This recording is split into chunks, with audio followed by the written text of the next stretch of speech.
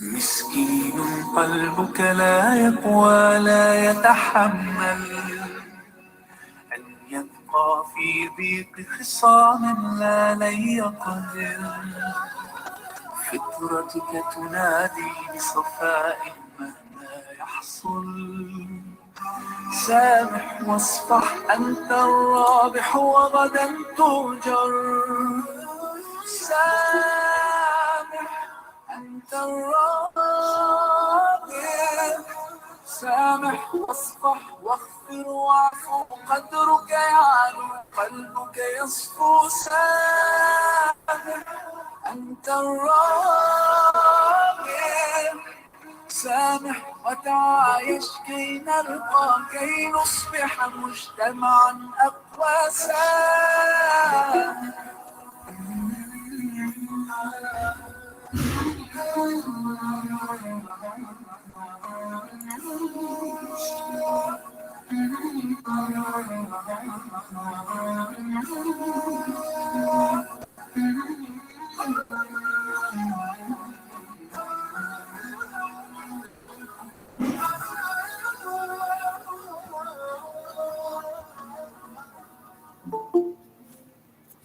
Guys, pernah gak sih kita buat resolusi dan gak pernah jadi? Misal nih, kita pengen rajin baca Al-Quran, tapi malas di tengah jalan. Kita pengen istiqomah ikut kajian, tapi malah sibuk dengan hal yang gak penting. Niatnya pengen jadiin kebiasaan, tapi malah gak pernah dijalankan. Yuk sob, kita muhasabah diri. Sudah tahu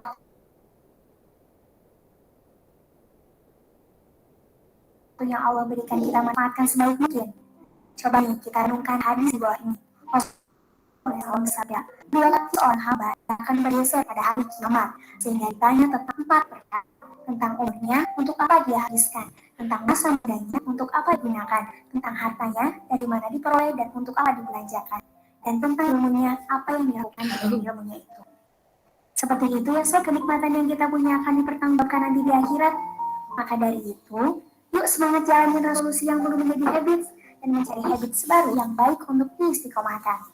Tahu nggak sob, sebenarnya hasil tuh bisa aja uang dari usaha kita, karena hasil dari apa yang kita usahakan itu 100% Allah. Kita bisa berhasil dan juga bisa gagal, dan atak maha adilnya Allah adalah Allah menilai kita dari proses yang kita jalani, bukan dari hasil. Jadi kalau gagal, jangan sampai berputus asa dari rahmat Allah ya.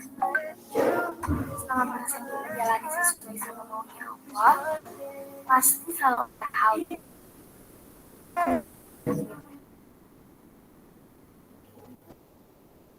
mobil, sendiri, bisa mati. Aku, ayo banding-banding hidup sama orang lain. Tahu nggak sob, banding hidup kita sama hidup orang lain paling disini menguras rasa syukur. Padahal inti Allah adalah kalau kita bersyukur, Allah akan menambah nikmat kita. Kalau pikiran kita terlalu banyak untuk kehidupan orang lain, yuk kita bawa lagi fokus untuk lebih banyak melihat diri sendiri. Ibadah sama Allah, kita udah 100%. Apakah mau Allah hanya menghadap langsung untuk mempertanggungjawabkan semuanya? Sebanyak muhasabah diri, sekarang harus belajar mengenal sabar. Ya Allah menyebutkan keutamaan di antaranya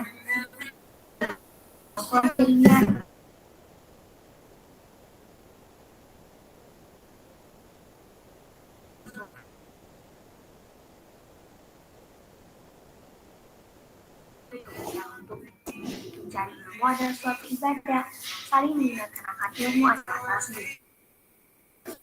Saat menghadapi ilmu pada Allah, jadi susah, tentu, capek, apalagi kamu udah rasanya perlu lakukan ekstra belajar. Jika kamu tidak sanggup belajar, maka kamu harus sanggup membangun iman. Masa nggak sih kita tuh banyak hal dikerjain tapi bingung mana yang harus dikerjain? Ada salah satu manajemen bisa diterapi namanya Eisenhower Matrix. Ada yang udah dengar? Ya, standar manajemen itu dengan dua hal, yaitu penting dan mendesak. Hal mendesak adalah perlu perhatian dan segera. Hal penting perlu perencanaan ekstra dan berorientasi jangka panjang. Ada 4 kuadran loh pada matriks ini. Teman-teman bisa lihat di tabelnya ya. So, boleh banget ya ini dicoba agar kita lebih teratur dan produktif. Jangan lupa selalu minta ke Allah agar dimudahkan segalanya. Semangat! Kalau standar kecantikan sekarang yang adalah pakaian yang bagus, sampai nggak memperdulikan batas aurat, seharusnya kita malu kepada putri Rasulullah yang menjadi pemimpin wanita di surga, yaitu Sayyidah Fatimah. Beliau sangat sederhana dengan bajunya yang sedikit, bahkan robek saja ditambal, karena beliau takut beratnya hisab karena pakaiannya. Masya Allah ya, sederhana tapi mulia karena standar cantiknya. Sayyidah Fatimah bukan dunia, melainkan ketaatan kepada Allah Subhanahu Wa Taala. Waktu suka berasa cepat banget gak sih? Rasanya baru kemarin kita disatukan oleh pendidikan, tahu-taunya udah harus dipisahkan oleh masa depan. Ya, dalam Al-Quran surat Al-Hajj ayat 47, waktu ngasih tahu kita kalau satu hari di Allah di akhirat itu sama dengan 1000 tahun menurut perhitungan kita. Kalau begitu, misalkan kita hidup di dunia selama 60 tahun, berarti di sisi Allah sesungguhnya hidup kita ini cuma 2 menit 1 detik guys. Sebentar banget kan? Yuk sempurnakan ibadah-ibadah kita. Soalnya 2 menit 1 detik ini akan menentukan surga atau neraka yang kita tinggali nantinya.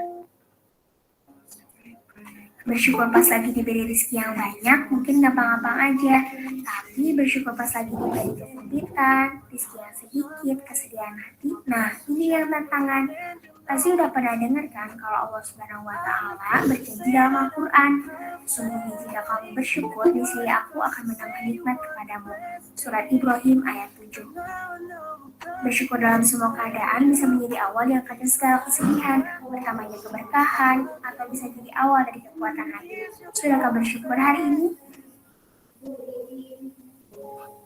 Pernah nggak ngerasa nyesal karena buang-buang waktu sama hal yang kurang bermanfaat? Dan ngelakuin hal buruk sih, tapi ya gak juga. Ambil kita dulu aja salah seorang penyusyur yang menangis terseduh-seduh saat akan aku bukan karena takut mati, apalagi karena kita dia, tapi karena nyesal. Kenapa beliau nggak berpuasa di hari yang membakar? Kenapa beliau nggak melaksanakan sholat malam di musim yang bikin berpikir? Wah, menakjubkan sekali bukan? Levelnya udah menangis karena waktu yang berlalu tanpa meraih pahala. Apa kabar dengan kita? Udah berusaha apa untuk mengatur dia waktu kita agar bisa berpahala? Gak semuanya kita harus punya, gak semua yang terbaik kita harus miliki. Jangan merasa Allah udah sama kita ya, cuma karena kita gak dapat rezeki yang orang lain punya. Itu keliru ya, coba kita syukuri dari hal yang sederhana. Percaya sama Allah yang menjamin semua yang kita butuhkan. Yang kita butuhkan ya, bukan cuma yang kita pengenin. Karena Allah berfirman dalam Al-Quran, kamu kemudian memberimu rezeki. Ya, banget kalau Allah memberi rezeki buat kita.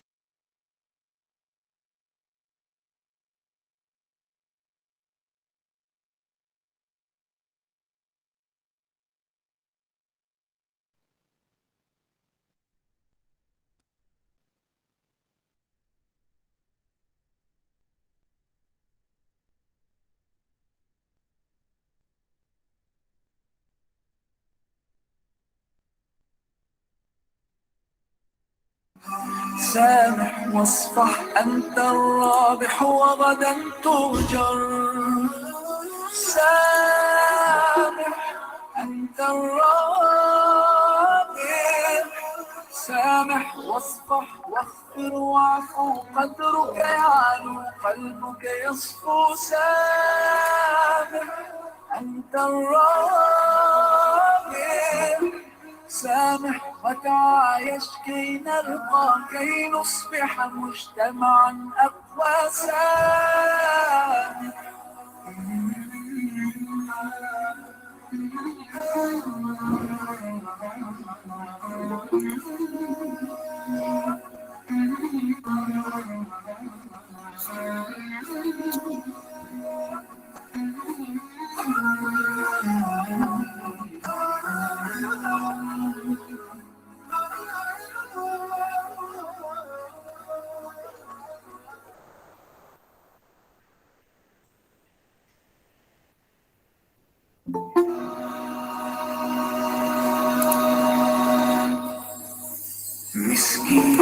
قلبك لا يقوى لا يتحمل أن يبقى في ضيق خصام لا لن يقدر. فطرتك تنادي بصفاء مهما يحصل. سامح واصفح أنت الرابح وغدا تؤجر. سامح أنت الرابح. سامح واصفح واغفر واعفو قدرك يعلو قلبك يصفو. سامح أنت الرابح. سامح وتعايش كي نرقى كي نصبح مجتمعا أقوى. سامح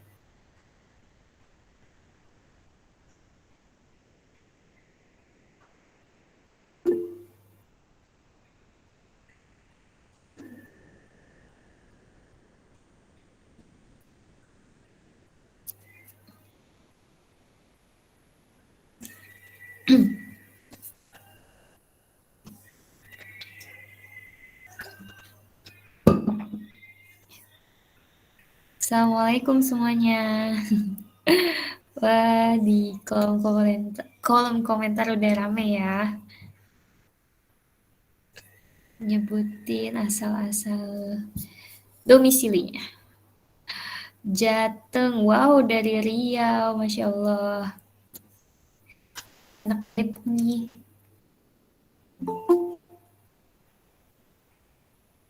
Jogja, waduh, oh Bogor. Jambi juga ada Kaltim, Masya Allah. Wah, dari berbagai daerah sudah berkumpul di waktu WIB. Jadi, di acara Deep Talk ini ya. Masya Allah, banyak banget yang hadir. Oke. Ya baik, karena waktu sudah menunjukkan jam 8. Maka dari itu kita mulai acaranya ya semuanya. Oke. Bismillahirrahmanirrahim. Assalamualaikum warahmatullahi wabarakatuh. Waalaikumsalam warahmatullahi wabarakatuh. Mantap. Makasih Robi Soli Sodri wa Yasili Amri wa Data Milisani ya kauli. Puji serta syukur kita panjatkan kepada Allah Subhanahu wa taala karena atas rahmatnya kita bisa bertemu pada malam hari ini, yaitu dalam agenda dari Mau Bener Bareng, khususnya agenda deep talk tentang me and my dream. Ya, it's my dream guys, it's mine. Oke. Tak lupa sholawat serta salam kita curahkan kepada manusia kesayangan Allah, panutan kita semua, Nabi Muhammad SAW. Pertama-tama, saya izin memperkenalkan diri ya. Nama saya Fadila Nur Fajri, selaku moderator pada kegiatan malam ini. Yang tertera di flyer itu Kak Halila ya, cuman beliau lagi berhalangan hadir, jadinya digantikannya sama aku gitu.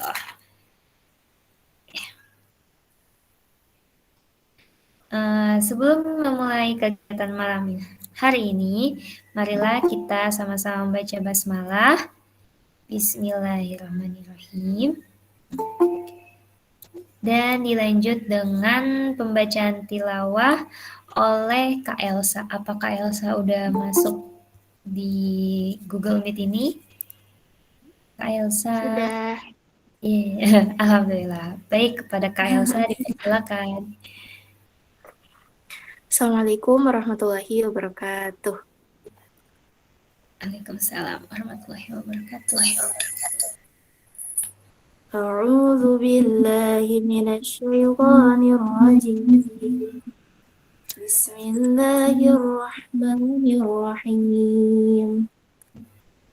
Innal ladzina tawaffahumul malaikatu zalimin anfusihim qalu fima kuntum قالوا كنا مستضعفين في الأرض قالوا ألم تكن أرض الله واسعة فتهاجروا فيها فأولئك مأواهم جهنم وساءت مصيرا إلا المستضعفين من الرجال والنساء والولدان لا يستطيعون حيلة ولا يهتدون سبيلا فأولئك عسى الله أن يعفو عنهم وكان الله عفوا غفورا ومن يهاجر في سبيل الله يجد في الأرض مراغما كثيرا وسعة ومن يخرج من بيته مهاجرا إلى الله ورسوله ثم يدركه الموت فقد وقع أجره على الله وكان الله غفورا رحيما صدق الله العظيم. Assalamualaikum warahmatullahi wabarakatuh. Waalaikumsalam warahmatullahi wabarakatuh. Terima kasih kepada Kak Elsa Mendaris yang sudah membacakan ayat suci Al-Quran pada malam hari ini. Semoga bagi kita yang membaca maupun yang mendengarkan mendapat syafaat di hari kelak nanti. Amin ya rabbal alamin. Oke, selanjutnya ada beberapa adab selama kajian ini ya teman-teman. Yang pertama yaitu niatkanlah karena Allah, cari tempat yang nyaman untuk mengikuti kajian ini. Lalu diharapkan username-nya nama asli ya, diusahakan. Usahakan juga untuk menutup aurat. Lalu ikatlah ilmu yang didapat pada hari ini itu dengan mencatat dalam bentuk di buku maupun dalam bentuk digital. Lalu peserta diharapkan untuk aktif, bisa dengan respon di kolom komentar. Gunakan bahasa yang baik dan sopan saat di chat ya. Lalu bagi peserta yang tidak berhalangan, boleh untuk mengaktifkan kamera selama kajian berlangsung. Usahakan mengikuti kajian ini sampai selesai. Ya.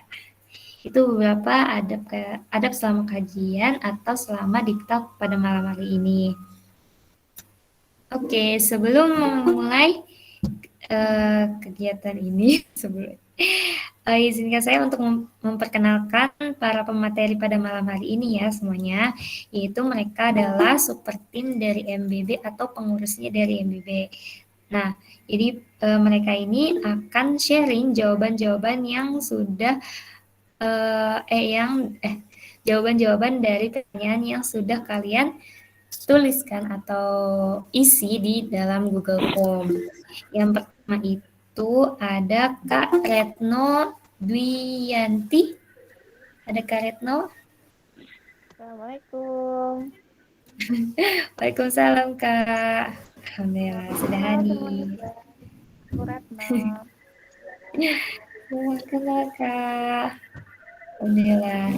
Yang kedua ada Kak Anida Naufaina. Sudah hadir Kak Anida? Alhamdulillah sudah. Halo, Assalamualaikum warahmatullahi wabarakatuh. Waalaikumsalam warahmatullahi wabarakatuh. Alhamdulillah juga sudah hadir. Yang ketiga ada Kak Syifa Rufaidah. Sudah ada Kak Syifa? Ya, alhamdulillah. Assalamualaikum warahmatullahi wabarakatuh. Baik, waalaikumsalam warahmatullahi wabarakatuh. Oke, karena alhamdulillah karena semuanya pemateri kita seperti MBB kita sudah hadir, maka langsung saja kita ke pertanyaan yang pertama. Oke, ini curhatan yang pertama ya. Ini bersifat anonim. Jadi pertama, Assalamualaikum Kak, izin curhat ya Kak. Saya punya mimpi yang besar, tapi saya kurang merasakan adanya dukungan dari orang tua. Karena keduanya mungkin kurang yakin dengan mimpi saya bangun. Kepada Kak Nadira Dira, suaranya. Ditambah lagi dengan mental block yang kadang datang tanpa diundang. Bagaimana ya Kak cara mengatasi hal tersebut? Dan saya juga kadang bingung gimana caranya menyusun rencana serta strategi yang bagus untuk meraih mimpi-mimpi besar itu Kak. Mohon solusinya ya Kak. Syukron. Jazakumullah khairan katsiran. Baik. Pada Kak Retno ya? Itu bukan.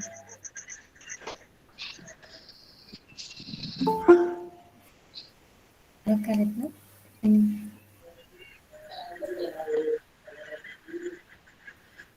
Suara saya terdengar?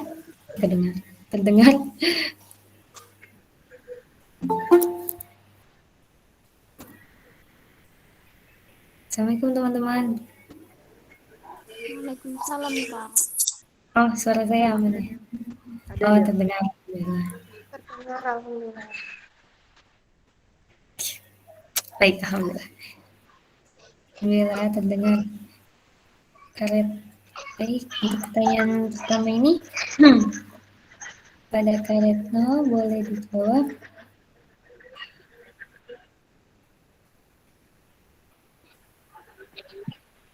Jadi tentang bagaimana cara berkomunikasi tentang orang tua sih ya.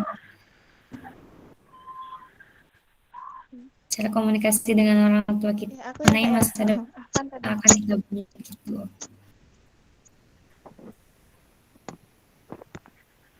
Oh, suaranya kecil. Oke. Suaranya kedengaran nggak Kak? Oke. Jelas atau masih kecil sekarang? Jelas. Suaranya pelan banget Kak. Pelan ya? Oh ya, sebentar. Oke.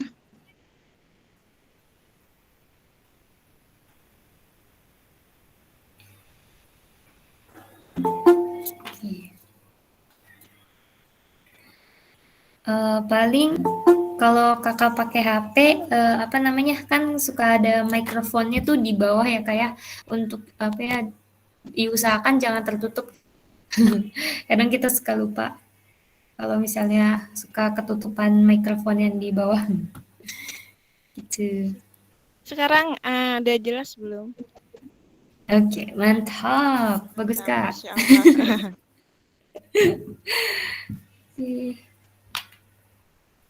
Aduh, sebentar Kak. Dia agak ngelak HP aku. Oke.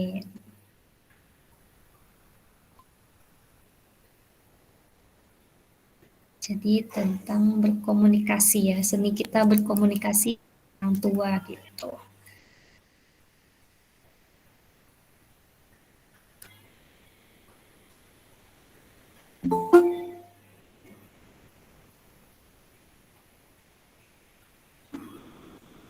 Halo Kak Retno.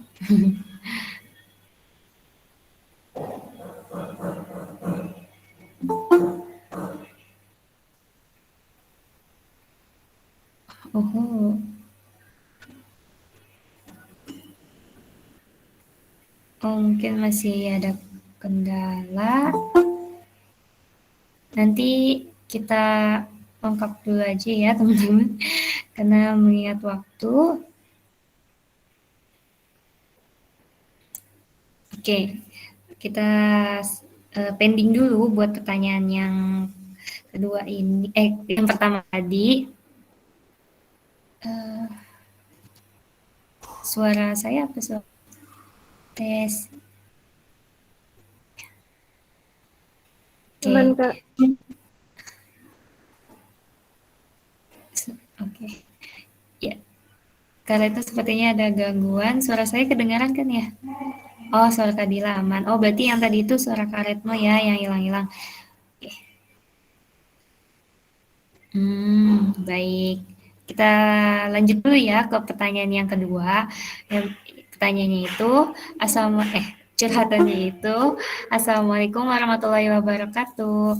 Saya di tahun ini insya Allah lulus sekolah dan ingin melanjutkan sekolah pendidikan agama. Namun keluarga saya tidak menyetujui.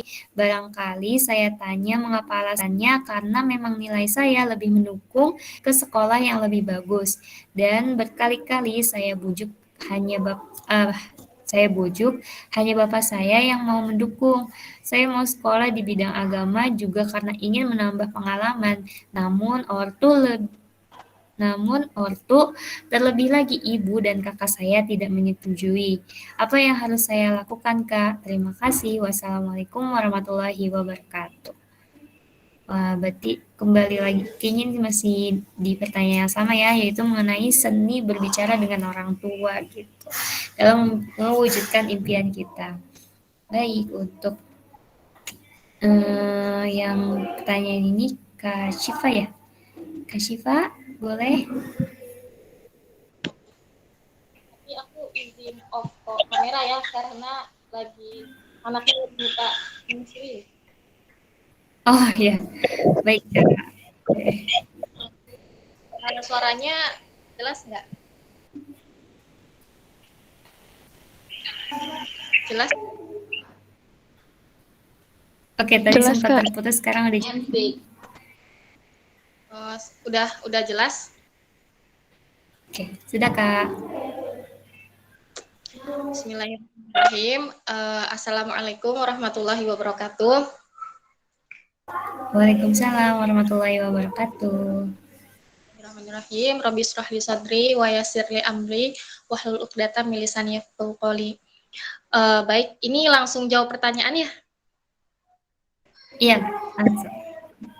Jadi sebelumnya mau ngasih tahu kalau misalnya ini kan sharing aja ya. Jadi mungkin ilmu teman-teman itu lebih tinggi, lebih baik dari saya. Jadi mohon maaf kalau misalnya ada kesalahan nantinya ya. Nah, tadi kan pertanyaannya itu bagaimana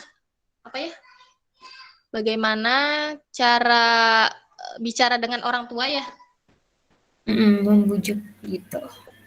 Ya, jadi tadi benar banget kata Kak Fadila ya panggilnya.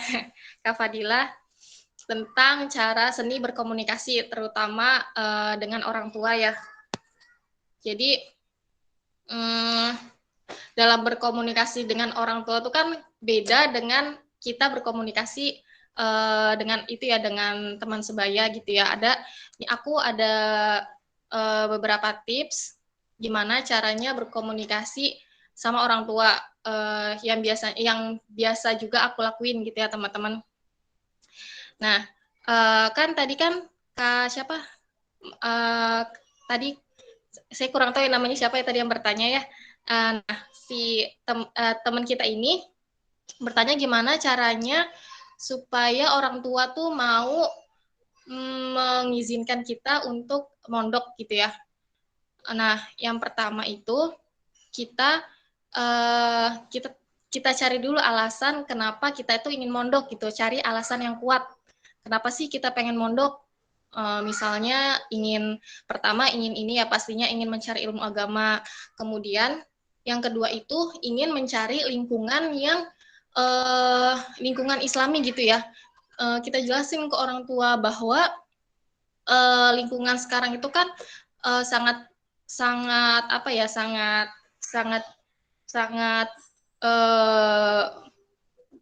banyak di lingkungan kita tuh banyak yang tidak baik gitu kan ya. Jadinya kita harus pintar-pintar mencari lingkungan. Salah satunya dengan mohon maaf sebentar. Salah satunya dengan mencari lingkungan yang Islami gitu. Nah, kita pertama itu cari dulu alasan yang kuat biar orang tua kita tuh paham dan mengizinkan kita untuk mondok. Nah, terus bisa jadi orang tua kita juga nggak ngizinin kita untuk mondok itu. Kalau tadi kan di pertanyaan karena menurut orang tuanya si anak ini mempunyai nilai yang bagus di bidang akademis, makanya sayang kalau misalnya nggak dilanjutin ke sekolah yang formal atau sekolah umum. Nah, kemudian alasan lain bisa jadi orang tuanya itu belum siap kalau ditinggal anaknya gitu. Karena saya sendiri udah ngerasain ya sebagai orang tua gitu ya. Ditinggal anak sehari aja tuh rasanya tuh kayak kangen banget gitu. Padahal mungkin si anak ini dibawa sama orang yang kita percaya. Nah, ini sekarang dalam kasus ini si anak ini mau dipondok gitu, dipondok dengan dia nanti bertemu orang baru, terus kita nggak kenal orang barunya siapa, terus nggak ketemunya juga lama kan. Kalau pulang pondok tuh sepengalaman saya kan saya juga dulu di pondok ya, sepengalaman saya itu paling cepat paling nggak 6 bulan sekali baru kita pulang gitu. Itu kan lama banget ya, pastinya orang tua tuh bakal kangen banget gitu. Mungkin itu yang menjadi pertimbangan orang tua kenapa mereka menolak atau belum mengizinkan kita untuk mondok gitu, karena alasan belum siap gitu ya. Nah, kita sebagai anak menghadapinya ya kita harus bersungguh-sungguh gitu, membuktikan kepada orang tua bahwa kita tuh mampu, kita bisa mandiri, kita bisa kita bisa mengatur hidup kita secara mandiri gitu. Jadi mama nggak usah khawatir, papa nggak usah khawatir, kita di pondok insya Allah bisa gitu mandiri. Kemudian yang kedua itu bicara kepada orang tua. Nah, bicara kepada orang tua dengan hati-hati, dari hati ke hati gitu ya. Tentunya menggunakan adab yang baik. Tentunya menggunakan adab yang baik karena apalagi nih ke orang tua ya, ke teman aja kita harus pakai adab, apalagi ke orang tua gitu, orang yang tua yang melahirkan kita, yang mendidik kita gitu. Jadinya kita harus menggunakan adab yang baik, jangan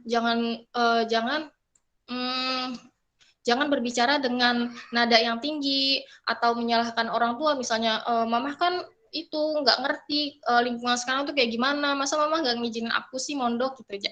Jadi harus menggunakan adab yang baik ketika berbicara kepada orang tua. Sampaikan keinginan kita, terus bilang kalau misalnya kita tuh aku pengen loh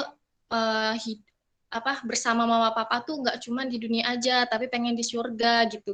Aku pengen menghafal Quran biar nanti aku bisa mengajak mama dan papa itu masuk surga gitu. Kemudian kalau misalnya kita udah berusaha, kita udah meyakinkan orang tua kita, maka yang berikutnya itu kita berdoa. Kita perbanyak amal ibadah, kemudian kita berdoa setiap habis sholat dan kita berdoa ketika sholat tahajud. Perbanyak sholat tahajud dan di sana kita curhat ke Allah, kita bilang ke Allah, kita sampaikan keinginan kita, harapan kita gitu. Bahwa kita tuh ingin mondok, kita tuh ingin memperbaiki kualitas diri kita, memperbaiki kualitas iman kita gitu. Kita curhat sama Allah, terus kita minta ke Allah supaya orang tua kita tuh dibukakan pintu hatinya agar mengizinkan kita untuk mondok gitu ya. Kemudian yang keempat, yang terakhir yaitu tawakal. Kita udah berusaha, terus kita udah berdoa. Yang terakhir kita tawakal gitu. Kita bertawakal, kita berserah diri kepada Allah. Ya Allah, apapun hasilnya nanti, aku berserah diri kepada Engkau gitu. Karena Allah tahu apa yang terbaik untuk kita gitu. Bisa jadi apa yang menurut kita baik belum tentu menurut Allah baik gitu kan, teman-teman. Nah ini ada aku juga punya kisah ya. Jadi dulu waktu aku lulus pondok, itu kan aku langsung nikah. Habis nikah aku kuliah gitu kan. Nah aku pengen ambil kuliah tuh yang jurusan agama, cuman dia nggak S1, dia cuma D2 kalau nggak salah. Kemudian orang tua aku pengennya aku ngambil kuliah formal dan yang gelarnya S1 gitu. Kan itu bertentangan ya. Terus aku bingung ini gimana ya Allah. Aku berdoa, aku berusaha gitu. Udah bicara baik-baik sama orang tua juga. Nah, ternyata hasilnya adalah aku tetap kuliah formal yang nanti akan menghasilkan gelar S1 gitu. Tapi kemudian di semester 3 itu nggak tahu ya, tiba-tiba ada jalan aja gitu. Akhirnya aku bisa kuliah di tempat yang dulu aku mau kuliah di sana gitu, kuliah agama. Jadi kan di sana kuliah yang agama itu cuman hari Jumat sama Sabtu doang ya. Jadi waktu semester 4 aku kuliah umum dan kuliah agama. Jadi dua kuliah gitu. Jadi di situ letak kebaikan Allah. Aku dapat S1 juga, insya Allah ya, belum lulus sekarang. Insya Allah aku dapat S1 juga, tapi aku dapat juga kuliah agama gitu. Jadi itulah jalan yang terbaik untuk aku gitu. Jadi terus berhusnuzon sama Allah karena kita nggak tahu apa yang terbaik untuk kita gitu. Yang penting kita udah berusaha, berdoa dan tawakal gitu teman-teman. Kira-kira seperti itu. Mohon maaf kalau ada kata-kata yang salah. Masya Allah ya, bener ya, apa namanya, tawakal gitu, bersuzon terus sama Allah tentang apa yang Allah mau gitu. Makasih Kak Syifa ya. Oke, kita kembali lagi dulu ya ke pertanyaan yang tadi terlewat. Kak Retno? Hadir Kak, hadir. Oke, baik. Ini dibacain ulang lagi aja ya Kak. Assalamualaikum Kak, izin curhat ya Kak. Saya punya mimpi yang besar, tapi saya kurang merasakan adanya dukungan dari orang tua. Karena keduanya mungkin kurang yakin dengan mimpi yang saya bangun, ditambah lagi dengan mental block yang kadang datang tanpa diundang. Bagaimana ya Kak cara mengatasi hal tersebut? Dan saya juga kadang bingung gimana caranya menyusun rencana serta strategi yang bagus untuk meraih mimpi-mimpi besar itu. Mungkinnya ya Kak, syukran, jazakumullah khairan. Jazakumullah khairan Kak. Gitu Kak. Silakan Kak Retno. Oke, jazakallah ya kepada Kak Dila atas kesempatannya dan kepada kakak yang bertanya gitu. Mungkin sama ya seperti Kak Syifa, ini kan sifatnya sharing ya. Mungkin ada yang lebih paham gitu. Dan mungkin nanti dari apa yang coba saya sampaikan bisa diambil hal-hal yang baik. Kalau ada yang kurang baik ya ditinggalkan aja gitu. Nah, jadi tadi Mbaknya bertanya ya, beliau ini punya mimpi, tapi dirasa kurang ada dukungan ya dari orang tua. atau orang tuanya kurang yakin gitu terhadap mimpinya. Nah, kalau menurut aku ya, ketika kita udah coba berkomunikasi nih kepada orang tua, tapi mengalami penolakan atau nggak menunjukkan nih adanya dukungan, mungkin kita nggak bisa semau-mau gitu, tiba-tiba menyalahin orang tua gitu kan. Kenapa sih bapak, ibu, umi, abi gitu nggak mau ngedukung mimpi aku? Nah, coba deh kita evaluasi dulu diri kita. Kenapa ya kok mereka ini nggak mendukung? Artinya kan ada ketidaksesuaian ya antara harapan kita dengan orang tua. Nah, kalau misalkan dari jalur diskusi nih belum mampu melunakkan hati mereka gitu, berarti ini jalur diskusinya tadi ya dengan adab-adab juga. Jadi kita beradab lah kepada orang tua, gimana caranya semaksimal mungkin kita melunakkan hati mereka gitu. Nah, tapi kalau misalkan dengan ikhtiar diskusi tadi ternyata qadarullah ya belum berhasil melunakkan, melembutkan hati mereka, berarti kita ikhtiarkan lagi nih jalur langitnya, yaitu dengan doa. Minta deh sama Allah supaya hati orang tua kita tuh dilembutkan untuk menerima mimpi kita gitu. Insya Allah kalau kita melibatkan segala hal ya, segala halnya melibatkan Allah gitu, maka Allah sendiri loh yang akan mempermudah, Allah sendiri loh yang bakal ngebantu kita gitu. Nah, tadi kan dugaannya itu adalah orang tua nggak yakin ya sama mimpi kita. Nah, kalau orang tua nggak yakin, maka tugas kita adalah yakinkan gitu, meyakinkan mereka, yakinkan kalau apa yang kita pilih itu adalah hal yang baik, hal yang bermanfaat gitu kan.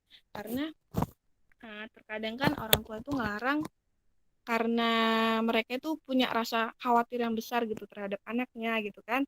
Maka tunjukkan kalau mimpi kita ini baik gitu loh, bermanfaat gitu untuk dunia dan akhirat. Tunjukkan potensi teman-teman gitu, potensi kita, karya-karya kita sebagai salah satu jalan ikhtiar kita. Nah, tapi eh, kalau misalkan kita udah ikhtiar nih ngomong sama orang tua, udah ikhtiar melibatkan Allah juga, ternyata tetap kurang tuh dukungannya. Nah, coba deh kita lagi-lagi tanya ke diri kita gitu. Mimpi besar kita ini tujuannya untuk apa sih gitu. Pastikan dulu gitu kalau tujuan kita nggak cuma tujuan duniawi semata gitu. Karena waktu kita tuh terlalu berharga guys gitu. Waktu kita tuh terlalu berharga hanya untuk mengurusi masalah dunia aja. Mungkin eh, ini tuh memang bukan yang terbaik gitu. Kalau misalkan tadi kita udah ikhtiar kan, berdiskusi, kemudian udah melibatkan Allah, ternyata memang enggak gitu, enggak diizinkan untuk kita lanjut ke mimpi kita tadi. Mungkin ini memang bukan yang terbaik gitu, bukan yang terbaik untuk kita menurut Allah. Nah, yakinlah gitu bahwa yang Allah takdirkan itu nggak ada yang sia-sia gitu. Pasti ada hikmah di balik itu semua. Intinya kita harus bisa menerima gitu. Karena ketika kita berani bermimpi gitu, bermimpi besar, maka kita juga harus berani berhasil dan juga harus berani untuk gagal gitu. Jangan ketika kita bermimpi kita cuma siap untuk berhasil gitu, tapi kita harus siap untuk keduanya juga. Nah, kemudian tadi pertanyaannya juga ada gimana menyusun rencana ya, menyusun rencana supaya tercapai cita-cita. Nah, mungkin Iya. kalau dari pandangan aku ya, kita kalau punya rencana atau mimpi, apalagi yang besar gitu kan, maka kita harus fokus dan punya target gitu. Sebab cita-cita itu akan sekedar jadi angan gitu. Kalau kita nggak memasang target, kita cuma misalkan cita-cita jadi apa ya? Cita-cita ke luar negeri nih misalkan, tapi cuma sekedar cita-cita nih, kita nggak fokus dan nggak punya target untuk mencapainya, yaitu cuma akan sekedar angan gitu, sekedar bukan cita-cita ya, hayalan gitu, jatuhnya jadi hayalan doang gitu kan. Nah, contohnya nih, uh, aku gitu punya cita-cita jadi penulis misalkan, maka aku pasang target dong, pasang target misalkan one day one tulisan gitu, jadi setiap hari bikin tulisan apapun itu, sebanyak apapun gitu. Intinya setiap hari gitu, kemudian fokus istiqomah dan jadikan habits gitu, kebiasaan.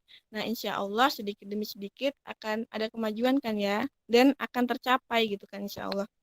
Nah, dan jangan lupa juga nih untuk melibatkan Allah dalam segala impian-impian kita gitu.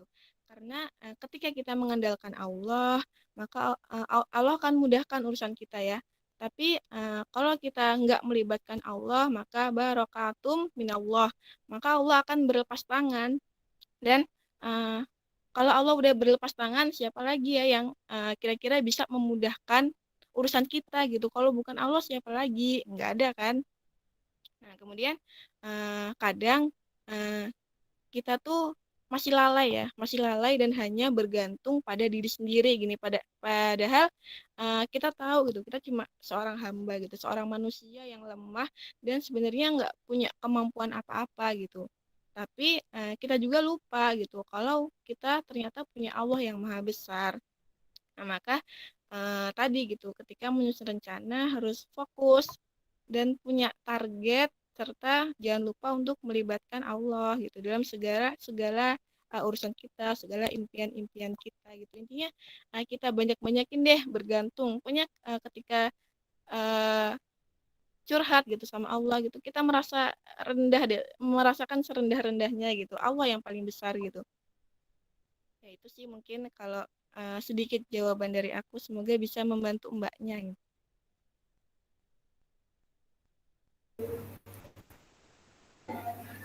Alhamdulillah. Wah, iya benar ya kawan-kawan. Pokoknya setiap rencana yang akan kita bangun itu usahakan selalu melibatkan sama Allah gitu. Memang itu adalah rumus yang jangan sampai hilang ya guys ya. Oke, terima kasih kepada Kak Retno. Lalu kita lanjut ke pertanyaan yang ketiga. Assalamualaikum Kak. Ana mau jadi seorang penghafal Al-Quran, tapi Ana nggak mondok. Jadi kadang suka mikir kalau mimpi Ana mustahil untuk terwujud karena umur Ana yang sudah mulai disibukkan oleh dunia. Kadang mau banget mengulang waktu biar SMP-nya di pondok. Sampai nyesel banget gak dengerin saran mamah SMP-nya di pondok. Kadang kalau di rumah gangguannya ada aja, bahkan mungkin gak ada yang support, mungkin gak ada yang support anak, yang ada malah kata-kata temen. Emang bisa? Gak mungkin, kamu bercanda ya, masa di rumah bisa jadi tahfiz Al-Quran? Tahfiz Quran. Tolong kasih anak motivasi Kak, dan gimana ya caranya supaya bisa mengatur waktu. Mimpi anak bisa terwujud. Jazakumullah khairan. Oke guys, memang mimpi yang diremehkan ya, nggak ada yang gitu. Kayak ada kata-kata yang kerikil-kerikil ya ini. Oke, untuk pertanyaan ini kepada Retno lagi ya. Kak Retno atau Kak Syifa deh. Aku lupa urutannya. Untuk pertanyaan ini siapa ya? Aku. Oke, Kak Syifa. Oke. Baik, Kak Syifa, dipersilakan. Oke, aku bismillah. Aku coba jawab ya. Untuk siapa nih mbaknya yang tanya. Jadi kasih aku motivasi dong Kak. Untuk gimana caranya supaya bisa mengatur waktu untuk mencapai mimpi anak sebentar. Nah, kan ini mbaknya, kakaknya itu pengen menghafal Quran dari rumah. Sebentar.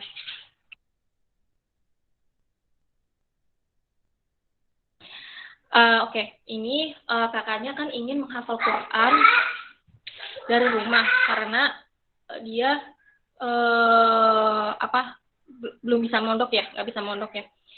Nah, aku pernah dengar ya ceramahnya Ustadz Anan Ataki. Jadi kita bisa banget kok menghafal Quran dari rumah asal kita punya targetnya gitu.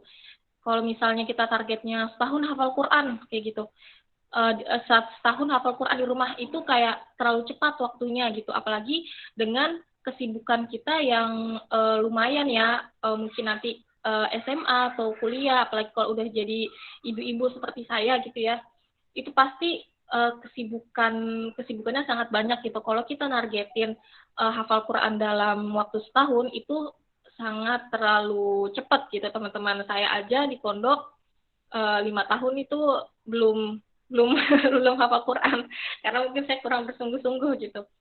Jadi kalau kata Ustadz Hanan, kita targetkan misalnya 6 tahun atau 10 tahun kita bisa hafiz Quran, kita bisa menghafal Quran 30 juz.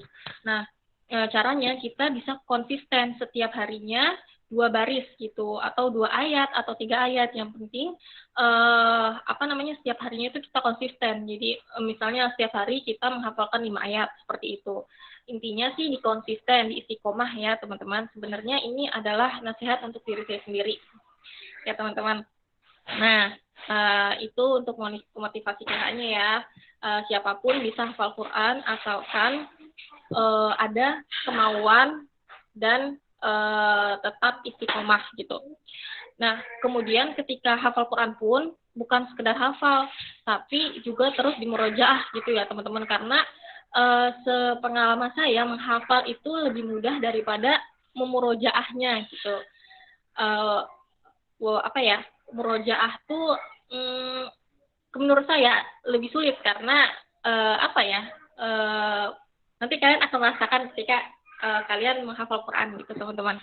Yang penting kalian semangat, ada niat dulu dan istiqomah. Nah, setelah itu pertanyaannya bagaimana cara mengatasi penyesalan? Sebentar, saya mau tutup pintu dulu ya. Anak-anak lagi main.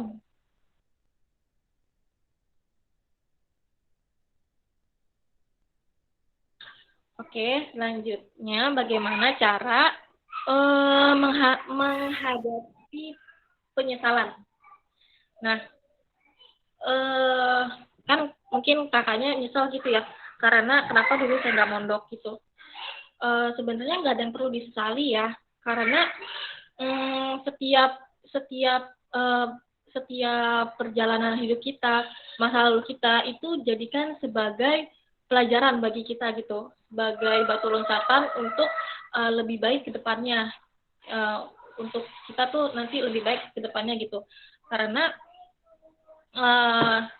kata Umar bin Khattab itu pernah bilang, beliau berkata, terkadang orang-orang dengan masa lalu yang sangat buruk bisa menciptakan masa depan yang terbaik gitu. Dari Umar bin Khattab kita belajar bahwa kan kita tahu ya masa lalu Umar bin Khattab itu gimana kelamnya sih, kelam banget kan. Beliau bahkan sampai mengubur anak perempuannya hidup-hidup. Itu kan suatu yang sangat buruk gitu. Tapi beliau nggak mau terus-terusan meratapi kesalahannya itu. Beliau setelah masuk Islam, beliau bertaubat, beliau paham bahwa itu salah, kemudian beliau bertaubat dan beliau berjanji, berazam bahwa beliau akan menjadi orang yang lebih baik lagi. Dan terbukti Umar bin Khattab menjadi salah satu sahabat Rasulullah yang paling dekat kan, menjadi khalifah gitu kan. Jadi kita jangan berfokus kepada masa lalu kita yang buruk, tapi jadikan itu sebagai pelajaran dan sebagai batu loncatan kita untuk menjadi pribadi yang lebih baik lagi gitu. Karena Rasulullah Shallallahu Alaihi Wasallam pernah bersabda, rindunya Allah terhadap orang yang bertaubat kepadanya melebihi rindunya seorang musafir yang terlunta-lunta di tengah gurun pasir karena kehilangan tunggangannya dan perbekalannya terhadap tunggangannya dan perbekalannya tersebut. Jadi Allah tuh sangat rindu gitu kepada orang yang bertaubat kepadanya gitu, melebihi seorang musafir yang kehilangan perbekalannya. Jadi kalau misalnya orang musafir ya, orang yang sedang berpergian, kemudian dia kehilangan perbekalannya, itu kan berarti kan dia orang yang sangat membutuhkan gitu kan, orang yang sangat orang yang sangat membutuhkan, kehilangan, sedih gitu kan. Nah, rindunya Allah tuh sangat rindu kepada orang yang bertaubat. Jadi ketika kita bertaubat sama Allah itu, Allah sangat senang gitu sama orang yang bertobat. Jadi kita jangan malu untuk bertobat karena sama Allah, karena Allah pun sangat welcome, maksudnya sangat senang kalau ada hambanya yang bertaubat gitu teman-teman. Itu ya untuk menghadapi penyesalan. Jadi jangan berfokus kepada masa lalunya, tapi berfokuslah kepada masa depan. Biarkan ikhlaskan masa lalu kita yang mungkin kurang baik, yang buruk itu ikhlaskan, kemudian kita bisa move on gitu ya. Oh ya, sebelumnya bertobat dulu. Jadi masa lalu yang kurang baik kita ikhlaskan, kemudian kita bertobat, kita bertobat, kemudian kita bersungguh-sungguh, kita akan menjadi kita bersungguh-sungguh untuk menjadi pribadi yang lebih baik lagi. Kemudian apa tadi pertanyaannya selanjutnya, bagaimana sikap kita terhadap orang yang nggak mendukung impian kita? Untuk orang yang nggak mendukung impian kita, ya kita pertama kita nggak usah dengerin ya omongan mereka itu seperti apa gitu. Jadi kan mereka itu mungkin mereka ngejek kita gitu, ngejek kita karena impian kita gitu. Biarin aja, jadikan omongannya itu sebagai bahan bakar untuk kita lebih baik lagi. Oh dia bilang begini nih, berarti dia mengejek kita nih, dia merendahkan kita. Maka kita harus membuktikan bahwa kita nggak seperti itu, kita bisa loh menggapai impian kita gitu. Jadi jadikan itu sebagai batu loncatan kita, sebagai bahan bakar kita untuk berusaha lebih keras lagi gitu. Jadi ya bersikap bodoh amat itu juga ya ada baiknya juga gitu terhadap orang-orang yang merendahkan kita gitu ya teman-teman. Dan sebisa mungkin untuk kakaknya tadi yang ingin menghafal Quran ya, apalagi di rumah, cari lingkungan atau cari komunitas yang bisa mendukung kita gitu. Karena walaupun kita mungkin tinggal di tempat yang toksik, yang mungkin nggak mendukung kita, tapi kita cari tempat lain, komunitas atau komunitas ya, komunitas misalnya komunitas penghafal Quran yang pastinya di sana akan mendukung kita untuk menggapai impian kita menjadi hafiz Quran gitu. Jadi ketika kita lelah, kita ada penyemangatnya, kita ada teman yang bisa menyemangati kita gitu. Karena bagaimanapun lingkungan itu atau pertemanan itu sangat penting untuk untuk kesuksesan kita gitu ya. Bahkan dalam Islam pun menjelaskan memerintahkan untuk kita mencari teman yang baik gitu ya teman-teman. Karena nanti di akhirat pun teman yang solih bisa menyelamatkan kita dari api neraka gitu. Maka carilah teman yang solih, teman dekat yang solih gitu. Tuh teman-teman. Sebelumnya saya tadi lupa tadi siapa yang pertanyaan pertama tuh kan mau mondok ya. Saya punya saran, kalau misalnya kita mau mondok, maka tentukan dulu pondok yang akan yang akan kita pilih gitu. Karena pondok pun ada berbagai jenis, ada pondok tahfidz, ada pondok keguruan, ada pondok sains, pondok tahfidz misalnya pondoknya Ustadz Yusuf Mansur, pondok keguruan contohnya pondok Gontor, pondok sains misalnya kalau nggak salah Islam Cendikia. Jadi tentukan dulu pondok yang akan kalian pilih nanti gitu ya. Mohon maaf ini melenceng dari pertanyaan kedua ya, karena ini saya rasa penting karena saat ini dunia perpondokan sedang tidak baik image-nya karena ada beberapa berita yang kurang baik gitu ya tentang pondok. Jadinya bisa jadi mungkin itu yang menjadi pertimbangan orang tua untuk mondongin anak. Nah, tipsnya dari saya ketika ingin mondok, pilih dulu pesantren apa yang cocok akan kalian pilih. Misalnya kalian ingin pesantren untuk menghafal Quran, maka kalian cari pesantren untuk menghafal Quran gitu ya. Kemudian cari cari rekomendasi, bisa jadi dari ustadz atau dari teman kalian yang udah mondok gitu. Jadi biar kalian tahu bahwa pesantren ini udah terpercaya, ustadz-ustadznya terpercaya, terus pokoknya kalian harus cari tempat yang benar-benar apa ya, sesuai dengan keinginan kalian dan memang itu rekomendasi orang-orang yang udah tahu di lingkungan sana seperti apa gitu teman-teman ya. Saya kira cukup. Mohon maaf kalau ada kata-kata yang salah. Terima kasih. Masya Allah, sama-sama kakak. Ya gitu ya teman-teman. Pokoknya tentang masa lalu dan tentang impian kita itu perlu adanya perencanaan ya kayak tadi seperti sebelumnya kan mondok gitu, jadi harus memilih lagi pondok seperti apa yang diinginkan. Terus lingkungan juga sangat berpengaruh dalam mewujudkan cita-cita kita ini gitu. Semangat guys, semangat bertemu dengan circle-circle yang bisa mendukung impian kita. Oke. Lanjut ke pertanyaan selanjutnya. Ini 2 pertanyaan ya, tapi di dalam satu slide gitu.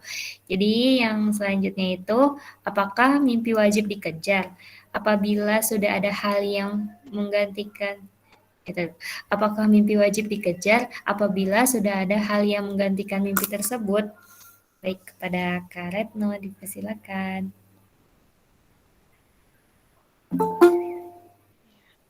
Oke. Jadi pertanyaannya, apakah mimpi wajib dikejar ya? Aku izin jawab ya, izin sharing gitu. Kalau ditanya wajib atau enggak dikejar, kayaknya aku kurang sepakat deh sama kata wajibnya. Kayaknya lebih pas, apakah mimpi itu harus dikejar gitu. Nah, kalau dari aku, kita lihat lagi nih. Lagi-lagi nih, nggak tahu ya, aku sering banget ngebahas tentang niat gitu. Lagi-lagi kita lihat nih, apa niat kita untuk mengejar mimpi itu. Karena lagi-lagi tentang niat, karena niat itu penting banget ya. Niat itu kan mengawali segala apa yang kita lakukan gitu. Kalau misalkan di awal niat kita udah nggak benar gitu, nggak beres, nggak lurus, ya otomatis aktivitas yang kita lakukan akan sesuai dengan niatnya gitu. Karena innamal a'malu binniyat, amal itu tergantung pada niatnya gitu ya. Nah, kalau terkait mimpi, kalau misalkan orientasinya untuk akhirat, menurut aku tuh harus banget dikejar ya. Kalau orientasinya atau tujuannya itu untuk akhirat gitu. Karena seperti yang teman-teman tahu gitu ya, karena ketika kita mengejar akhirat, maka dunia itu akan mengikuti gitu. Sedangkan kalau kita mengejar sesuatu gitu, sedangkan niatnya hanya untuk dunia, ya maka perlu diperbaiki gitu niatnya gitu, perlu diperbaiki lagi mimpi dan niatnya. Jangan sampai ketika kita bermimpi, kita udah ikhtiar nih semaksimal mungkin, tapi ternyata niat di awal itu untuk dunia doang nih. Kita cuma dapet capeknya doang kan. Nah, jangan sampai sia-sia gitu. Mau secapek apapun, kalau bisa sih kita masih kedapatan pahalanya ya. Nah, pahala itu kan bisa didapatkan dari niat gitu kan. Bahkan ada hadis riwayat Tirmizi gitu. Barang siapa yang niatnya adalah untuk menggapai akhirat, maka Allah akan memberikan kecukupan dalam hatinya. Dunia pun akan dia peroleh. Sedangkan barang siapa yang niatnya adalah untuk menggapai dunia, maka Allah akan menjadikan dia tidak pernah merasa cukup. Dunia pun tidak dia peroleh kecuali yang telah ditetapkan baginya. Nah, dari hadis ini ya, kita tahu bahwasannya kalau niat kita nih untuk akhirat, apapun hasilnya kita akan selalu merasa cukup gitu kan. Kita akan selalu merasa cukup, dan ketika niat kita untuk akhirat, kita akan dapat keduanya nih, dunia dapat, akhiratnya juga dapat gitu. Sedangkan ketika niat kita gitu dalam menggapai cita-cita, dalam menggapai mimpi itu cuma untuk dunia gitu, maka apapun hasilnya kita tuh akan merasa kurang gitu, nggak pernah merasa cukup gitu. Nah, dunia pun nggak akan kita dapat gitu kecuali memang yang udah ditakdirkan. Contohnya nih kayak para koruptor nih, orientasi mereka pasti untuk dunia doang kan, maka mereka mau dapat penghasilan sebesar apapun, mereka itu akan tetap merasa kurang gitu, tetap merasa nggak pernah ngerasa cukup gitu. Nah itu gitu contohnya kenapa niat itu, terutama niat dalam menggapai mimpi ya, menggapai cita-cita itu penting banget gitu. Kemudian tadi kayaknya pertanyaannya apakah ada yang bisa menggantikan mimpi gitu mungkin ya. Nah, menurut aku punya mimpi, harapan, atau cita-cita itu kan manusiawi banget ya, lumrah gitu. Memang nggak tergantikan gitu dan nggak bisa dipungkiri kalau dalam hidup itu kita pasti punya mimpi gitu, punya resolusi gitu. Nah, itu kan menunjukkan kalau kita ini seorang hamba yang lemah gitu, seorang hamba yang banyak kurangnya, banyak maunya gitu. Kalau kita nggak punya mimpi, bingung nggak sih dalam hidup itu kita mau ngelakuin apa gitu. Contohnya dari tahun 2001 kemarin gitu. Ketika masuk tahun 2002, kalau misalkan kita nggak punya resolusi nih, nggak punya cita-cita, nggak punya mimpi di tahun berikutnya, kira-kira di tanggal 1 Januari pasti pada bingung kan mau ngapain. Nah, beda halnya sama orang yang dia udah punya target, udah punya resolusi, dia pasti akan terstruktur gitu aktivitasnya dan nggak ada sedetik pun yang dilewatkan hanya untuk aktivitas-aktivitas yang kurang bermanfaat. Nah, kalau kita nggak punya mimpi ya, bingung gitu kan harus ngelakuin apa di hidup ini. Hidup itu kayaknya mengalir seperti air. Nah, kalau air itu kan mengalir pasti dari atas ke bawah ya. Nah, sama gitu halnya sama kita gitu. Ketika kita nggak punya tujuan, nggak punya mimpi gitu ya, hidup kita tuh bakal ngalir-ngalir aja dari atas, kemudian semakin ke bawah kayak gitu. Karena kenapa gitu? Karena kita nggak punya target. Nah, kemudian mimpi itu kan mencerminkan tujuan hidup kita ya. Tujuan kita ke depannya, orientasi kita tuh mau apa gitu. Bagaimana kita nanti adalah bagaimana mimpi kita sekarang. Jadi menurut aku lagi-lagi perbarui niat kita gitu. Hadirkan Allah di dalamnya. Kemudian ini untuk menggapai mimpi itu ternyata ada alurnya gitu, ada alurnya, yaitu yang pertama percaya sama rencana Allah gitu. Kalau misalkan kita bermimpi tapi kita udah punya mindset nggak percaya gitu sama apapun rencana Allah, ya buat apa gitu mimpi kita gitu kan. Minta pendapat dengan Allah gitu, Allah yang maha pemilik segala-galanya gitu kan, dengan misalkan sholat istikharah ya, minta petunjuk. Ini kan salah satu bentuk bentuk kita bergantung kepada Allah, tanya gitu apakah mimpi ini baik menurut Allah gitu, menurutnya minta petunjuk gitu apa yang harus kita lakuin gitu, karena terkadang kan baik menurut kita belum tentu baik ya menurut Allah, sedangkan baik menurut Allah itu kan udah tentu baik untuk kita. Nah terus kalau misalkan kita udah tanya nih sama Allah, kira-kira gimana ya cara Allah buat ngasih jawabannya gitu. Nah tentu Allah itu bakal menitipkan jawaban pada orang-orang yang paham gitu. Misalnya kayak guru ngaji, ustadz ustazah gitu. Untuk kita mintain nasihat kan biasanya. Allah tuh bakal menitipkan tadi jawaban ya. Allah bakal menitipkan jawaban pada lisan-lisan mereka yang terjaga gitu.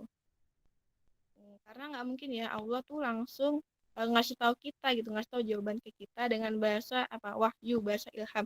Gue baru dapat wahyu nih, gue baru dapat ilham gitu kan, nggak mungkin ya kayak gitu.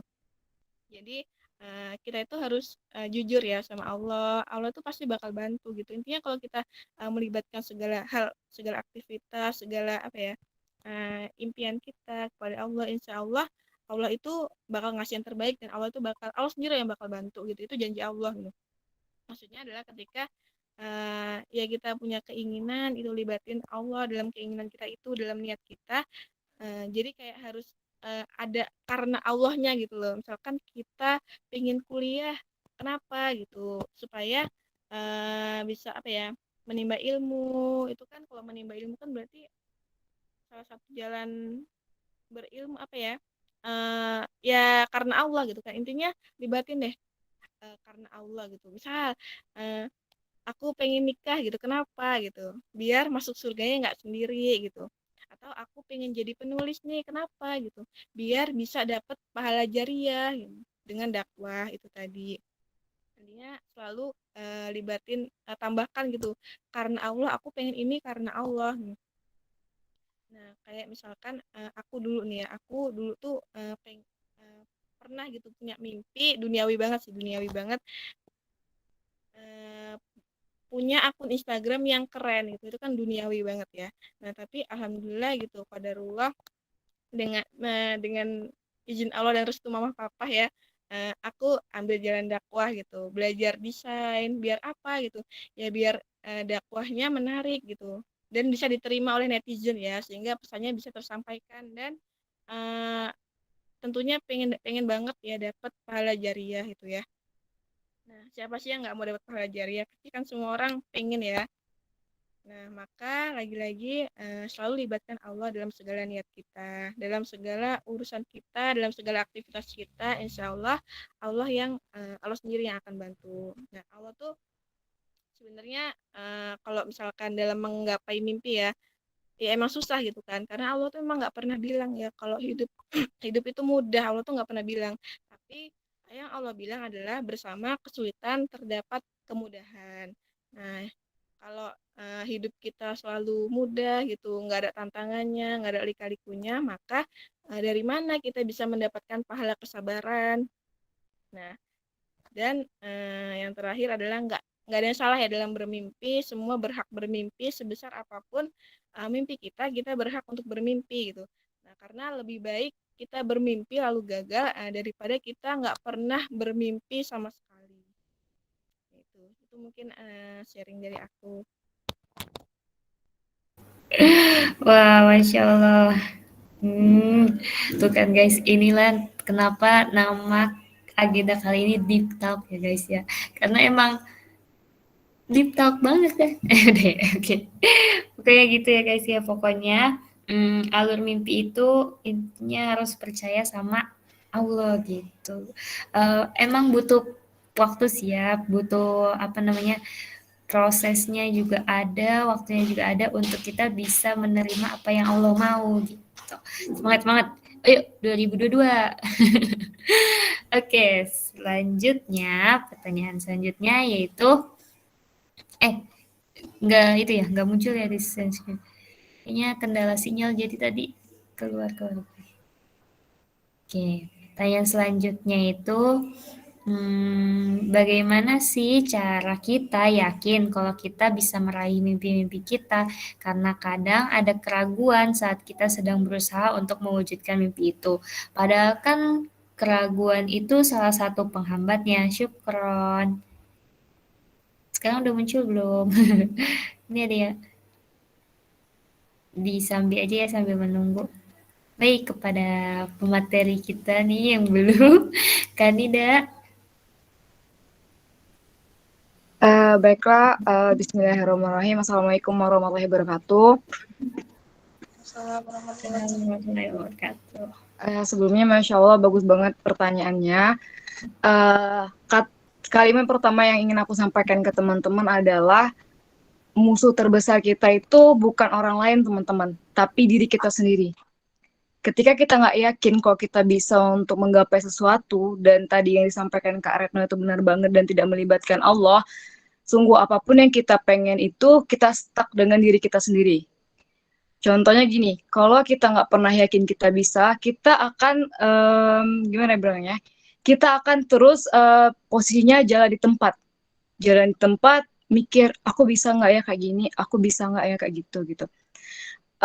Terkaitan dengan hal tersebut, yakin atau enggak, aku kasih contoh ke diri aku aja sendiri. Alhamdulillah, Ana diberi kesempatan untuk bisa masuk ke sekolah dinasan. Dulu waktu Ana masih zaman SMP, SMA, subhanallah fisik Ana itu nggak terlalu kuat. Kalau kita bicara soal kedinasan, otomatis kan postur badannya itu harus bagus kan. Nah, ketika orang tahu kalau Ana itu ternyata masuk kedinasan, orang pada nggak percaya. Kenapa? Karena orang tahu dulu posisi Ana itu, kriteria Ana tuh nggak sesuai masuk untuk kedinasan. Nah, di situ saat Ana sadar kalau misalkan saya sendiri punya kekurangan hal tersebut, saya yakinkan diri kepada Allah, ya Allah, izinkan saya untuk berikhtiar untuk melaksanakan segala sesuatu ini karenamu. Memang tujuannya itu sebenar kata Kak Retno, harus menempatkan diri selalu dengan Allah, melibatkan Allah. Dan saya yakinkan diri. Hal yang pertama yang buat kita nggak yakin itu kan kadang perkataan orang lain kan. Banyak perkataan orang lain yang menyudutkan kita untuk kita berhenti untuk meyakinkan diri kita untuk bisa melakukan hal tersebut. Nah, jadi dari omongan orang lain ataupun hal-hal tersebut, udah itu jangan diteruskan. Kita yakinkan diri kita sendiri kok kita bisa melakukan itu dengan cara kita tahu apa sih kekurangan kita yang membuat kita jadi stuck, berhenti untuk bisa ngeraih mimpi-mimpi itu gitu. Terus juga ada teman saya, kalau misalkan teman saya tidak model nekat ataupun nggak yakin dan tidak melibatkan Allah dalam segala sesuatu, dari cerita dari teman saya sendiri ini, masya Allah banget. Kita kan tahu dulu saya ambil contoh dulu kan, kita kalau misalkan ingin masuk ngambil SN atau SBMPTN itu kan harus sesuai dengan peminatan kita kan, IPA atau IPS. Nah, teman saya ini, masya Allah banget, dia berusaha banget, dia lintas minat dari IPA dia ngambil ke IPS, dan target dia itu adalah UGM. Dia gagal SN, dia gagal SBMPTN, tapi dia tetap target dia itu UGM. Akhirnya, masya Allah, dengan keyakinan dia itu, dia mungkin tahu kekurangan dia apa, dia belajar terus, dan alhamdulillah akhirnya dia bisa mewujudkan impiannya dia sendiri gitu. Jadi pada intinya itu adalah teman-teman harus selalu yakin dengan diri sendiri, yakin modal utama, dan musuh terbesar itu adalah diri kita sendiri gitu, bukan orang lain. Kalau dari kita sendiri tidak bisa yakin dan tidak pernah melibatkan Allah dalam segala apapun, saya rasa apapun yang kita lakukan nanti ke depannya itu akan terhambat gitu. Gitu aja sih dia, lebih singkatnya, nggak tahu kepanjangan atau singkatnya, pokoknya intinya kayak gitu deh. Gitu.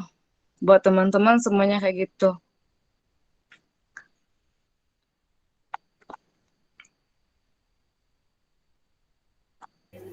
Ya, oke. Terus juga ada tambahan pertanyaan nggak ini? Iya. Oh ya. Keraguan.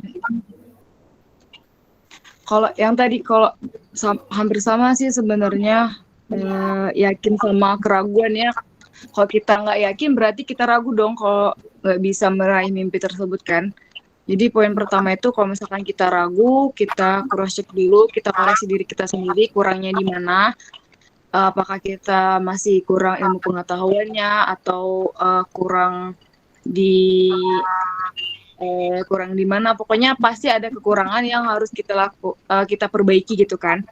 Nah, salah satunya juga modalnya sih nekat sebenarnya, tapi nekatnya kita tuh kita tahu peluang yang kita hadapi itu ke depannya itu seperti apa. Karena kalau sesuatu itu nggak pernah dipaksakan, itu nggak akan pernah terjadi. Sesuatu nggak pernah dicoba, itu kita nggak pernah tahu apa hasilnya, betul kan?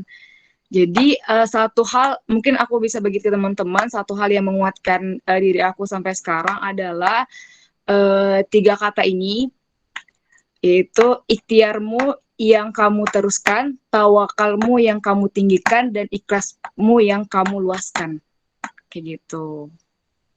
Jadi buat teman-teman harus yakin dengan diri sendiri, harus yakin dengan potensi yang ada yang kalian miliki. Kalaupun ada kekurangan pada diri kalian sendiri, kembangkan, lihat apa kekurangan itu, dan tetap berusaha terus ikhtiar. Kalau misal pun pada Allah nggak ngasih kalian untuk di jalan yang kalian mau, pasti ada hal yang terbaik, pasti ada hal yang lebih baik yang akan kalian dapatkan daripada yang itu gitu. Karena sesungguhnya kita tahu bahwa Allah lebih tahu mana yang terbaik untuk hambanya. Gitu. Wah, Masya Allah. Ya gitu ya teman-teman. Pokoknya intinya kalau keraguan muncul itu dikoreksi lagi niatnya gitu. Bukan boleh dari niat dan kesiapan kita bagaimana cara mewujudkan mimpi tersebut gitu. Dan Dan keraguan itu kan biasanya datangnya dari setan gitu ya teman-teman. Maka banyak-banyaklah beristighfar gitu. Intinya semuanya butuh proses dan waktu. Oke. Dan pertanyaan terakhir yaitu masih Kanida ya. Assalamualaikum Kak, aku izin curhat tentang cita-citaku. Aku punya cita-cita untuk keluar negeri, tapi aku sadar bahwa muslimah tidak boleh safar jauh tanpa mahram. Aku bingung banget, apakah ada solusi Kak untuk muslimah yang safar jauh tanpa mahram? Baik, silakan. Mereka Masya Allah sama juga ya, jangan yang disampaikan oleh Kak Retno dengan Kak tadi Kak Syifa. Aisyah, Kak Syifa tadi, Afwan sebenarnya ke teman-teman kalau misalkan ilmu yang saya dapat ini masih di bawah teman-teman. Tadi juga sempat nyari-nyari juga kan kajian tentang ini, memang pada dasarnya kenapa hal tersebut dilarang karena untuk menjaga diri kita sebagai perempuan gitu kan. Memang perempuan ini kan lemah. Selain lemah ini bukan lemah apa karena memang Masya Allah kita subhanallah kita ini kan sumber fitnah baik itu lagi-lagi maupun orang sekitar kan. Nah, dengan adanya hadis-hadis yang melarang wanita untuk syafar, tentunya itu untuk menjaga wanita sendiri.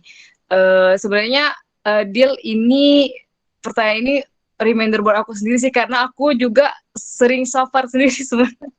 Syafar sendiri karena itulah kebutuhan pendidikan kan, kebutuhan pendidikan dan emang nggak pendidikan bukan karena memang mau hal-hal yang senang-senang, bukan karena memang harus dilakukan gitu, tapi dari juga udah ditanya juga teman-teman sobat super team juga gimana pendapatnya. Pada dasarnya itu buat teman-teman yang pengen safar terutama keluar misalkan sifatnya tuh cuman untuk senang-senang atau sebagainya, coba nanti kalau misalkan emang nggak ada mahram, usahakan itu cari sekelompok teman-teman atau perempuan yang amanah gitu, yang amanah, yang misalkan bisa diberikan kepercayaan selama perjalanan itu kita aman gitu. Itu kalau misalkan tidak ada lagi mahram yang bisa mendampingi gitu. Terus juga dari pengalaman aku sendiri, aku juga pernah safar sendiri. Memang sih kalau safar sendiri itu rasa was-wasnya tinggi. Rasa was-wasnya tinggi karena kita pergi sendiri dari kota satu ke kota lainnya.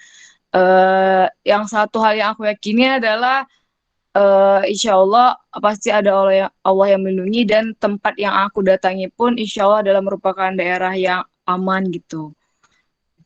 Itu sih dari aku, pemahamanku kurang ini sih untuk hukumnya yang lebih pasnya gitu. Mungkin Kak Syifa ada Kak, misalkan atau Kak Retno gitu yang mau berpendapat.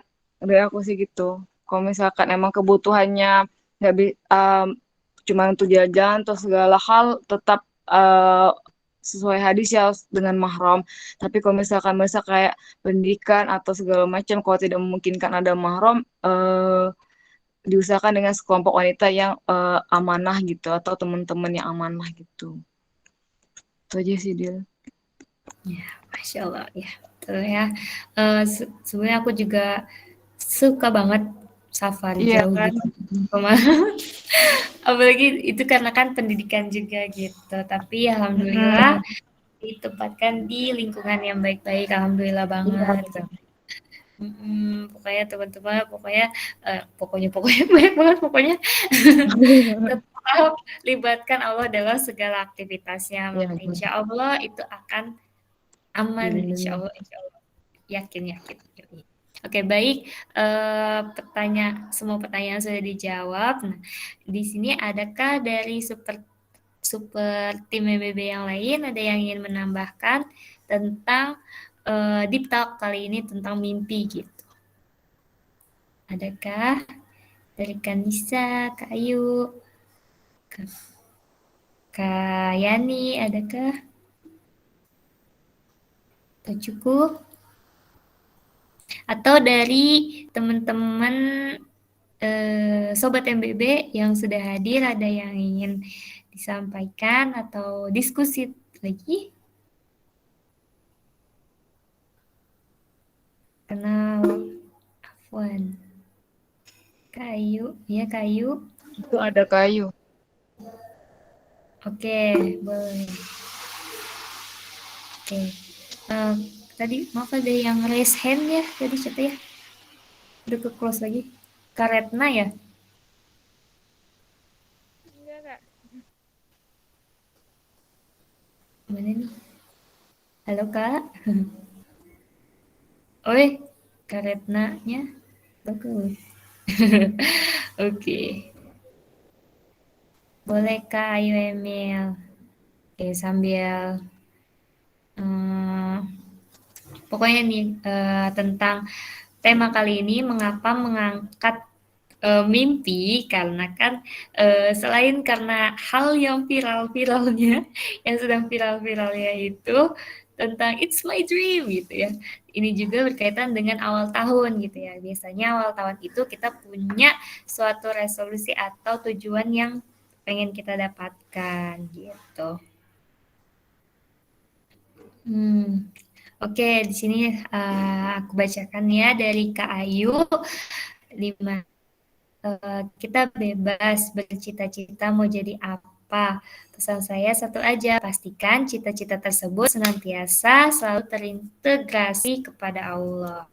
Wah, ya guys, itu kan pokoknya jangan jauh dari Allah gitu ya. Lalu ada juga teman-teman ada yang tahu mincak, mincaknya MBB. Jadi beliau ini nulis, menjadi sukses bukanlah kewajiban kita. Perjuangan untuk mencapai kesuksesan itulah yang jadi kewajiban sebenarnya. Jika kegagalan adalah hujan deras, maka keberhasilan adalah matahari yang bersinar. Kamu butuh keduanya untuk melihat indahnya pelangi. Hidup harus maju ke depan, bukan mundur ke belakang. Lupakan hal yang telah berlalu, jadikan patokan agar kita bisa lebih baik di hari mendatang. Yoi, mantap. Ya jadi itu guys, pokoknya semuanya tetap harus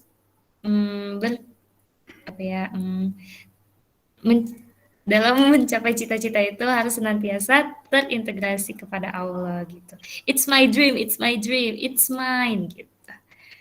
Oke. Apa Dila? Ada nih kata-kata yang bagus dari Andrea Hirata. Bermimpilah karena Tuhan akan memeluk mimpi-mimpimu. Itu kata Andrea Hirata. Iya betul ya kan karena sesuai prasangka kita itu sesuai. Juga aku lupa deh. Tentang prasangka kita sesuai dengan apa yang Allah mau gitu. Gimana aku lupa. Maaf aku lupa. Oke. Oke, jadi gitu ya teman-teman. Atau ada closing statement dari Kak Retno atau Kak Syifa? Closing statement Kak.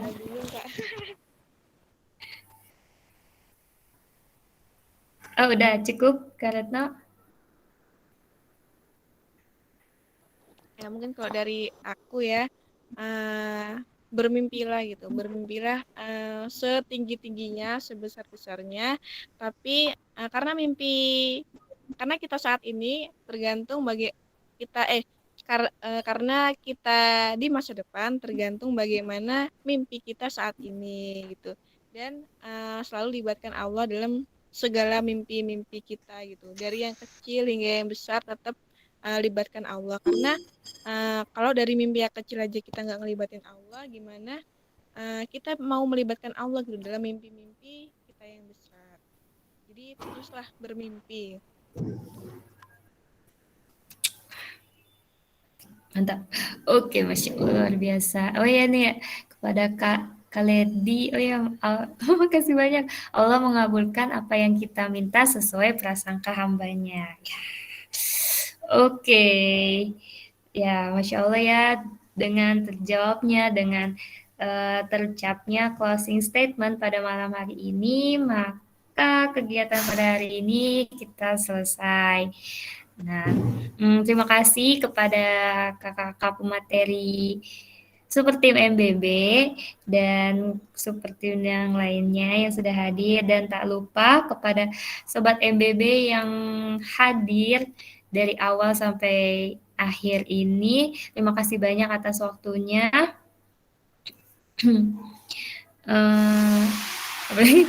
Pokoknya teman-teman nantikan terus kegiatan-kegiatan MBB lainnya. Jangan lupa untuk gabung di grup Telegramnya ya.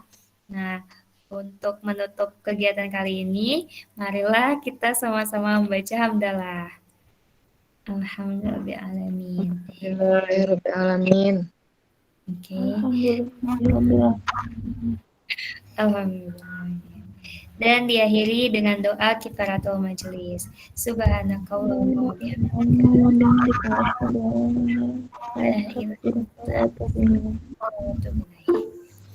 Ya, sebelumnya kita foto dulu. Oh ya, belum foto.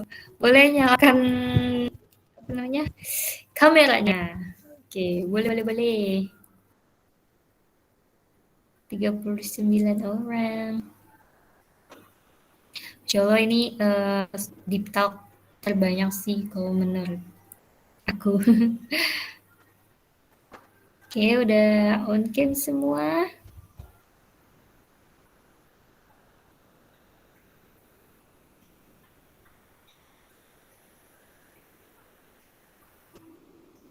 Oke, boleh dinyalakan ya. 5, 4. Syukron. Oh ya, insya Allah nanti ini juga akan ada recordnya yang akan diupload di YouTube gitu ya. Jadi jangan lupa subscribe channel YouTube dari MBB ini ya. Oke, udah semua siap? Oke, 1, 2, 3. Oke. Sebentar aku save dulu.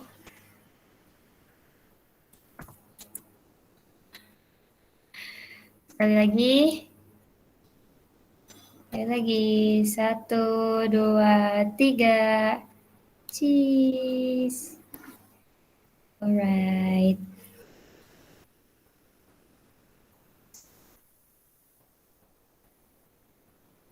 Oke. Dengan dilaksanakannya foto bersama, ditutup juga kegiatan pada hari ini. Terima kasih semuanya. Apabila ada kesalahan, terbata-bata semuanya, mohon maaf. Wassalamualaikum warahmatullahi wabarakatuh. Dadah, terima kasih. Sampai bertemu di kegiatan selanjutnya. Boleh lihat teman-teman.